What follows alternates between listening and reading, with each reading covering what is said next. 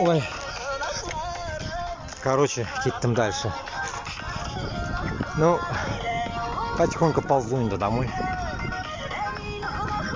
Теге урамнан йөрмеймін, бұл урамнан йөри башладым, потому что мында хоть мына кішілерні яшаган жерлерін бір көрсетіп өтем енді сізге мына Башкортостанға, Татарстанға, чтобы вы понимали, что здесь нет войны. И они ни с кем не хотят воевать по сути. Рахатланып яшап яталар. Альхамдулилля, тихо все. И они, как говорится, не убийцы. Они не убийцы, как вы. Они не нацисты, как вы. Понимаете? От одного Гитлера избавились наши деды. А теперь создался опять этот ебаный Путин, блядь.